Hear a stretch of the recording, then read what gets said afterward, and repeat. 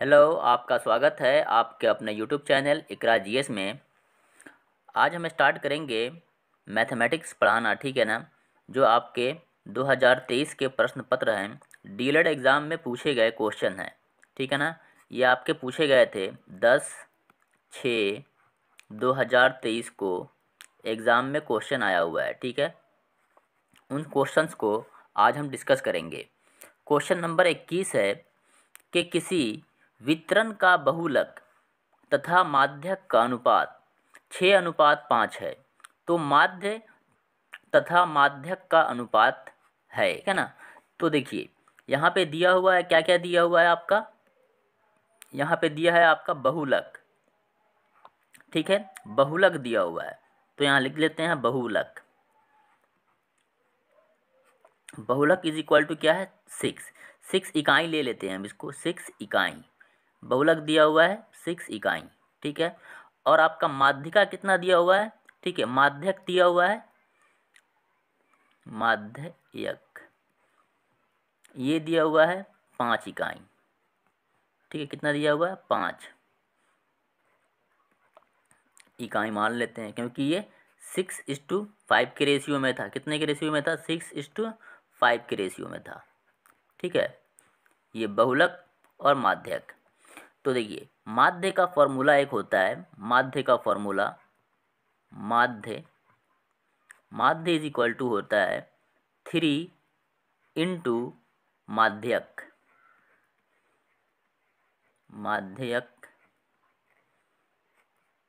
Minus बहुलक,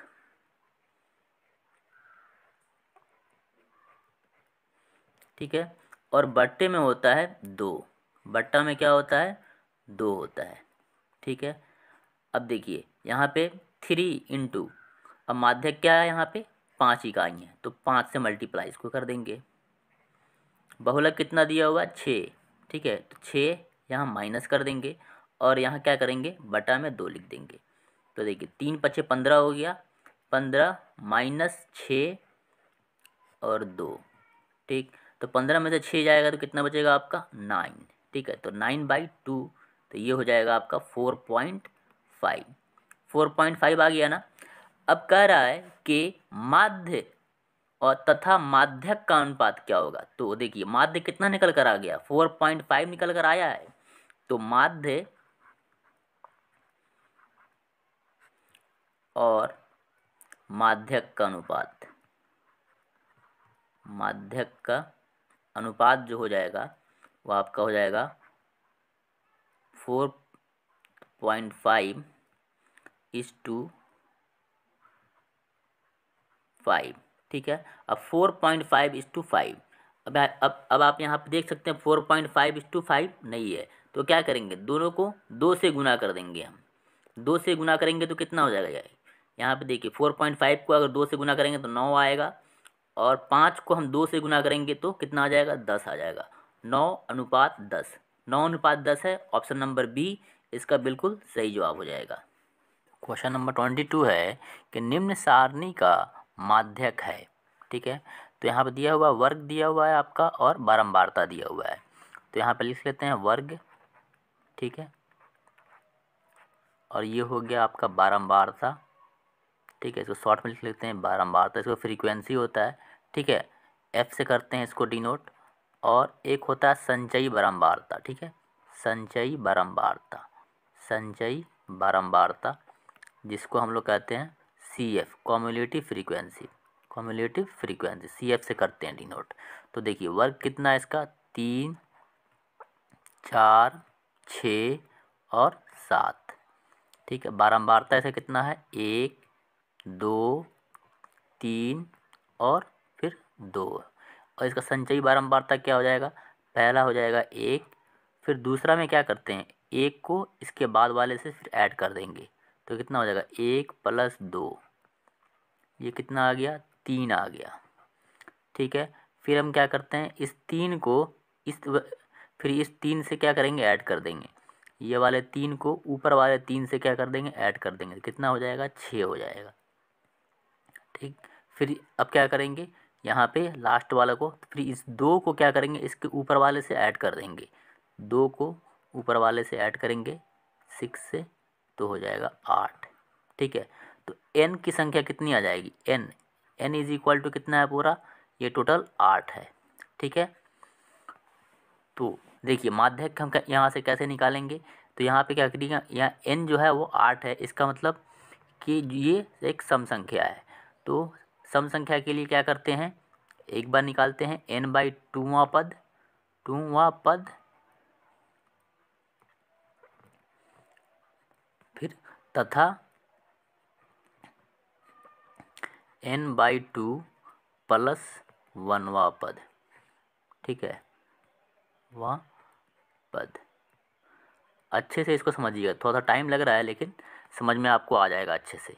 ये देखिए, फिर ये क्या करेंगे, n/2 यहाँ लिखा हुआ है तो 8 है ना, तो 8 का क्या करेंगे, 8 का हो जाएगा 4, 1 हो जाएगा, और दूसरा क्या हो जाएगा, 1 हो जाएगा 5, तथा 5 हो जाएगा 1। n कितना 8 है, तो यहाँ 8 से मतलब 8 को 2 से काटेंगे तो 4 आएगा, और यहाँ पे क्या है, यहाँ पे 8 को 2 से काटेंगे तो 4 आएगा, और 1 जोड़ देंगे तो कितना आ जाएगा, 5 आ जाएगा। ठीक है, अब इसके बगल वाला संचयी बारंबारता देखते हैं, 4 और 5 के बगल वाला, तो क्या दोनों ही 6 है। ठीक है ना, दोनों ही 6 है ना, तो इसके जस्ट सामने वाला वर्ग देखेंगे, तो जस्ट जो सामने वाला वर्ग है वो क्या है, 6 है।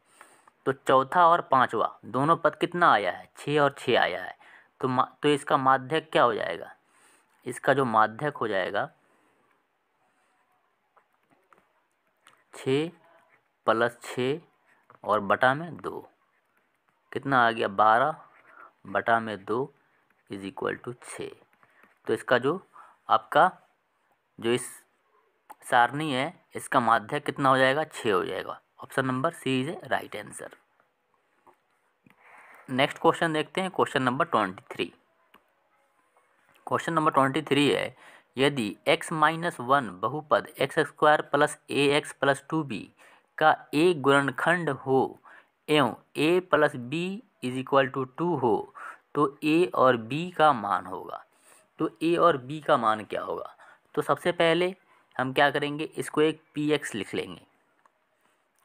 ये एक हमारा जो क्या कहते हैं कि px = क्या है, x² + ax + 2b है।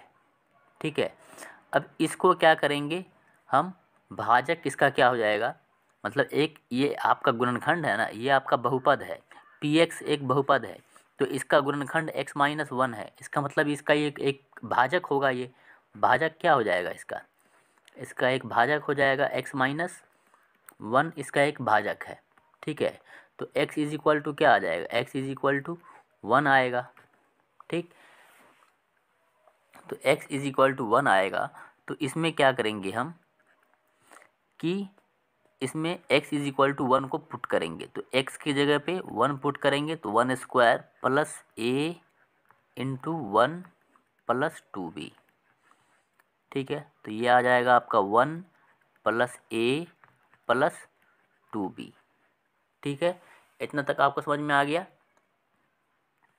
= ये कितना के बराबर होना चाहिए, 0 के बराबर होना चाहिए, क्योंकि ये एक शून्यक है ना आपका, x-1 जो है एक गुणनखंड है, इसका मतलब ये एक शून्यक होगा आपका।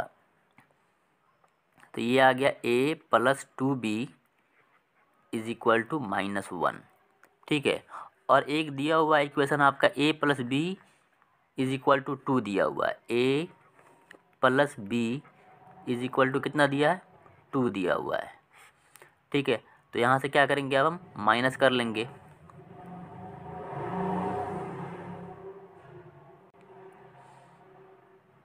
तो ये यहाँ से कट जाएगा। ठीक है, अब 2b से यहाँ b को माइनस करेंगे तो सिर्फ b आएगा, और यहाँ देखिए ये आपका -1 है और ये आपका -2 है, तो ये कितना आ जाएगा, -3 आ जाएगा। तो b = कितना निकल कर आ गया, -3 निकल कर आ गया। तो a कितना हो जाएगा, तो a को क्या करेंगे हम, ये वाले इक्वेशन में, ठीक है ना, ये वाला इक्वेशन में पुट कर देंगे हम b की वैल्यू को, तो a और प्लस में फिर यहाँ -3 लिखेंगे और = 2 लिख देंगे, तो a -3 = 2। ओके, तो a = कितना हो गया, ये जो आपका 3 है ये इस साइड में जाएगा बराबर के उधर, तो ये आपका प्लस हो जाएगा, तो 2 + 3 इज इक्वल टू कितना आया, 5 आ गया। ठीक है, तो a इज इक्वल टू कितना आया, 5 आया, और b इज इक्वल टू कितना आया, -3 आया। ठीक है, देखिए इसमें से कोई आपका आंसर मैच कर रहा है, a इज इक्वल टू 5 और b is equal to -3, option number C is a right answer. ठीक है, आपको समझ में आ गया, आई होप कि आपको समझ में आ गया होगा। फिर नेक्स्ट क्वेश्चन जो है, क्वेश्चन नंबर 24 से हम नेक्स्ट वीडियो में करेंगे। ठीक है, इस वीडियो में इतना ही, क्योंकि वीडियो थोड़ा लंबी हो जाएगी। अगर आपको सेशन अच्छा लगा होगा तो आप चैनल को सब्सक्राइब करें। फिर मिलते हैं हम अगली वीडियो में।